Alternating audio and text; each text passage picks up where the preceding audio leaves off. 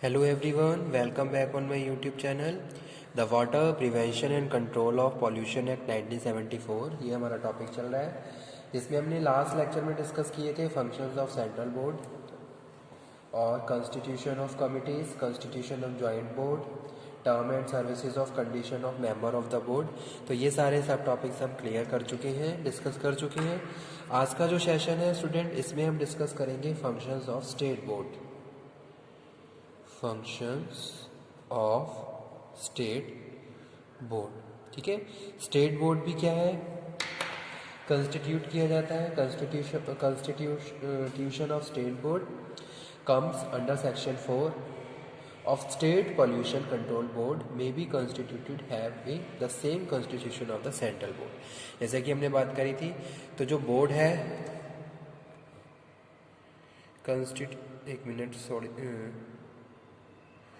Constitution board में भी हम, स्टेट बोर्ड में भी हम कुछ मेंबर डिस्कस कर रहे हैं। जैसे कि एक फुल टाइम चेयरमैन होता है, ठीक है।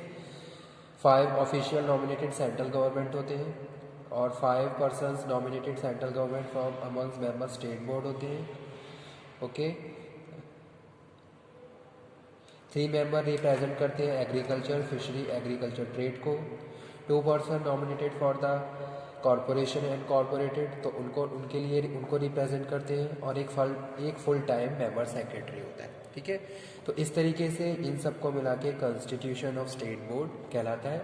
अब इनकी क्या क्या फंक्शन है, क्या क्या रिस्पॉन्सिबिलिटी है, ये डिस्कस कर लेते हैं। तो functions of state board student under section 7 का पार्ट है। अंडर सेक्शन 7B कौन कौन से फंक्शन होते हैं, ठीक है। तो फर्स्ट है प्लानिंग अ कॉम्प्रिहेंसिव प्रोग्राम। तो यहां पे हम बात कर रहे हैं किसकी, प्लानिंग अ कॉम्प्रिहेंसिव प्रोग्राम। तो कोई भी प्रोग्राम जो हमारे पॉल्यूशन से रिलेटेड हो, उसकी प्लानिंग, उसकी इम्प्लीमेंटेशन, किस तरीके से वो ऑर्गेनाइज होगा। Planning a comprehensive programme for prevention, control and abatement of pollution of stream and wells. तो ये पहला फंक्शन है स्टेट बोर्ड का। सेकंड हम बात करें advising the state government regarding water pollution control और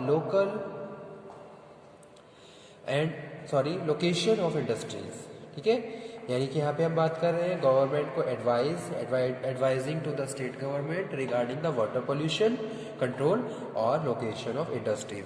इंडस्ट्रीज कहाँ लोकेट होनी चाहिए, किस तरीके से उनका इस्टेब्लिशमेंट होना चाहिए, ठीक है, पहली ये चीज़। और वाटर पोल्यूशन कंट्रोल को हम किस तरीके से रोक सकते हैं, उनके लिए किस तरीके से हम प्रिवेंटिव एक्शंस ले सकते हैं, ठीक है। तो ये हम किसके थ्रू डिस्कस करते हैं, जो हमारे स्टेट बोर्ड है, स्टेट बोर्ड की मेंबर गवर्नमेंट को इंस्ट्रक्शन, मतलब कि गवर्नमेंट को एडवाइस करते हैं एक तरीके से रिगार्डिंग दिस, ओके। तो ये क्या है, सेकंड फंक्शन है। पहले में है प्लानिंग अ कॉम्प्रिहेंसिव प्रोग्राम, जो कि रिलेटेड है prevention and control of pollution से। तो उसके लिए कोई प्रोग्राम अरेंज करना, ताकि हम लोग कुछ जैसे सपोज आपको अवेयरनेस बढ़ानी है लोगों में, तो लोगों को अवेयर करेंगे। तो जगह जगह आप इस तरीके के प्रोग्राम्स करेंगे, लोगों को इन्फॉर्म करेंगे, उनको अवेयर करेंगे जो भी इस तरीके की प्रैक्टिसेस हैं, ताकि वो दोबारा से रिपीट ना हो, ठीक है। और किस तरीके से हम इसको प्रिवेंट कर सकते हैं, कंट्रोल कर सकते हैं। थर्ड है conducting and encouraging investigations and research relating to different aspect of water pollution. तो यहाँ पे हम वाटर पोल्यूशन की बात कर रहे हैं, उसके रिसर्च की बात कर रहे हैं कि अगर कोई भी एक सैंपल लेके हम रिसर्च करें कि भी यहाँ पे वाटर पॉल्यूट हुआ, उसका क्या मेजर रीज़न था, किस तरीके से इसको कंट्रोल किया जा सकता है, इसको प्रिवेंट किया जा सकता है, कौन कौन से रिक्वायर्ड स्टेप्स हैं एनवायरनमेंट के हिसाब से, क्योंकि हर एरिया अलग होता है, वहाँ का एटमॉस्फेयर अलग होता है, ठीक है। तो उस हिसाब से वहाँ पे बहुत सारी चीज़ें वहाँ पे इम्पैक्ट डालती हैं उस एनवायरनमेंट पे। तो वो थर्ड फंक्शन है जिससे हम, पहला है प्लानिंग, दूसरा है advising to state government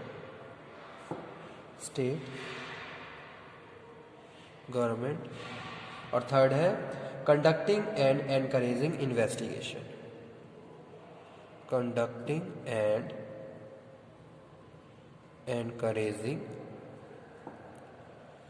investigation. And research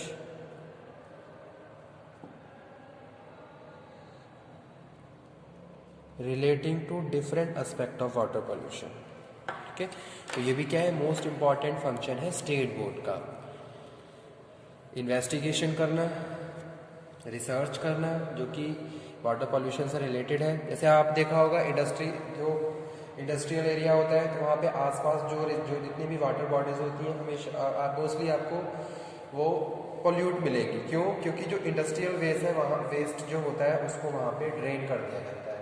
तो अब हम किस तरीके से उनके सैंपल को लेके उस पर रिसर्च करें ताकि हम ये फाइंड आउट कर सकें कि भी कौन कौन से ऐसे फैक्टर हैं जो इसको ज़्यादा एक तरीके से मतलब कि ज़्यादा से ज़्यादा पॉल्यूट बना रहे हैं। ठीक है, क्योंकि पॉल्यूटेंट्स जो पॉल्यूशन के जो पॉल्यूटेंट्स होते हैं वो भी अलग अलग तरीके के होते हैं।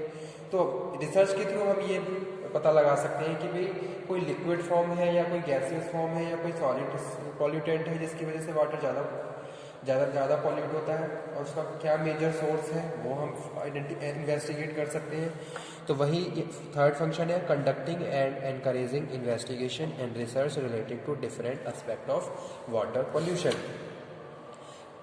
उसके बाद नेक्स्ट है collaborate the central board and training personnel for handling water pollution. ठीक है, यानी कि सेंट्रल गवर्नमेंट के साथ कोलैबोरेशन यानी कि एक तरीके से कोऑर्डिनेशन बना के हमें काम करना। यानी कि सेंट्रल गवर्नमेंट की जो पॉलिसी है स्टेट में अगर अप्लाई होंगी तो उसके लिए कोऑर्डिनेशन का काम करना एक तरीके से सारी चीज़ों को। ठीक है, और उसके लिए लोगों को ट्रेनिंग प्रोवाइड करवाना ताकि हम इस तरीके से प्रोग्राम को प्रॉपरली अरेंज कर सकें। And organising related mass education programmes, और लोग मास एजुकेशन प्रोग्राम कंडक्ट करवाना और उनको हैंडल करना। ठीक है, तो वही हम थर्ड डिस्कस कर रहे हैं, to collaborate with central board for training personnel for handling water pollution, for handling water pollution. ठीक है, उसके बाद स्टूडेंट नेक्स्ट है inspecting trade effluents and waste water treatment plants. जैसे कि ऑडिट का काम होता है तो स्टेट पॉल्यूशन कंट्रोल बोर्ड में जो हायर अथॉरिटीज़ होती हैं वो जाके वहाँ पे इंस्पेक्शन करती हैं। जैसे कि वाटर ट्रीटमेंट है तो स्लज होता है, उसका सैंपल लिया जाता है, उसको इन्वेस्टिगेट करवाया जाता है, उसका टेस्ट करवाया जाता है। तो वही बात कर रहे हैं इंस्पेक्शन, यानी कि जो भी एस्टेब्लिशमेंट है उनको जाके इंस्पेक्ट करना कि भाई जो भी प्रोविजंस अप्लाई किए गए हैं उनके हिसाब से प्रैक्टिसेस फॉलो हो रही हैं या नहीं हो रही हैं। तो ये काम prescribing effluent standard for the sewage and trade effluents, evolving economical and reliable method of disposal, treatment और रेस्क्यू ऑफ वेस्ट वाटर। ठीक है, तो इस तरीके से हम कि भाई कौन कौन से ऐसी प्रैक्टिसेस हैं जो इकोनॉमी वाइज भी क्या है हमारे लिए प्रॉपर हो, economical and reliable method of disposal. तो ये काम है स्टेट बोर्ड का और उनके ट्रीटमेंट की। उसके बाद है laying down the standard of treatment sewage and trade effluent to be discharge to any stream, making, varying, revoking any order of preservation and control of discharge of waste into stream well, construction of system for disposal of effluents, establishing or recognizing laboratories for analysis of samples की analysis के लिए lab को establish करना और वहाँ पे proper practices follow करवाना, performing such functions as may be entrusted by the central government और स्टेट गवर्नमेंट, यानी कि सेंट्रल गवर्नमेंट की जो फंक्शन है प्रॉपर्ली स्टेट गवर्नमेंट में follow, that is also responsibility of the state board कि बहुत इफेक्टिवली वो वहाँ पे रन हो। जैसे कि कोई भी स्ट्रेटजी सेंट्रल गवर्नमेंट ने फॉर्मुलेट करी है that must be apply with the collaboration of the state government in the states.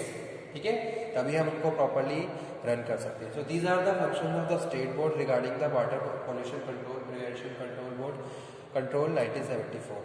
ठीक है, तो ये स्टेट क्या थे, फंक्शंस थे स्टेट बोर्ड की, यानी कि सारी चीज़ें कहीं ना कहीं जिससे वाटर और पॉल्यूशन से रिलेटेड है कि भाई कि क्यों ये प्रैक्टिसेस हो रही हैं, सबसे पहले ये रीज़न फाइंड आउट करना, उनको प्रिवेंट करना, उनको कंट्रोल करना, उनके लिए प्रिवेंटिव एक्शन लेना, उनके लिए स्ट्रेटेजी फॉर्मुलेट करना, प्रोग्राम कंडक्ट करवाना, ठीक है, और लोगों को अवेयर करना, एजुकेशन स्प्रेड करना, वाटर रिजर्व जितने भी वाटर बॉडीज हैं कौन कौन से ऐसे मेजर पॉल्यूटेंट्स हैं जो उनको पॉल्यूट करते हैं, उन पर इन्वेस्टिगेशन, उनका इंस्पेक्शन, उनकी रिसर्च लेबोरेटरीज में वहाँ पे सैंपल्स को रिजल्ट्स, तो ये सारे काम किसके हैं, सेंट्रल बोर्ड के हैं, जो कि हम अभी डिस्कस कर रहे थे, ठीक है। तो आज का सेशन हमारा स्टूडेंट यही था, functions of state board under the water prevention and control pollution act 1974, ठीक है। ओके स्टूडेंट, आज के सेशन को हम यहीं पे फिनिश करते हैं, ठीक है। तो ऑलमोस्ट मतलब कि हमने मीटिंग्स ऑफ बोर्ड जिसमें हमने फंक्शंस ऑफ सेंट्रल बोर्ड और functions of state board cover कर लिए। अब नेक्स्ट लेक्चर में हम डिस्कस करेंगे directions, power of the state government, consent of state board, penalties of violation of the provision of this act, ठीक है। यानी कि अगर हम इस एक्ट के किसी भी प्रोविजंस को फॉलो नहीं करते हैं, वायलेट करते हैं, तो उसमें क्या पेनल्टी है, उसका क्या प्रोविजन है, ये हम डिस्कस करेंगे। ओके स्टूडेंट्स, किसी भी स्टूडेंट को अगर कोई टॉपिक समझ में नहीं आया है तो वो दोबारा से डिस्कस कर सकता है। Okay, thank you very much.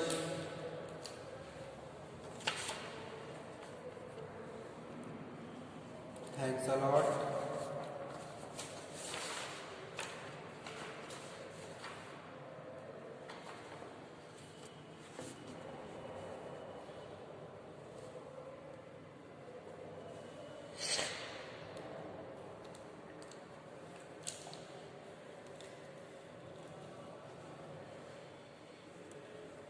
Okay student, thank you.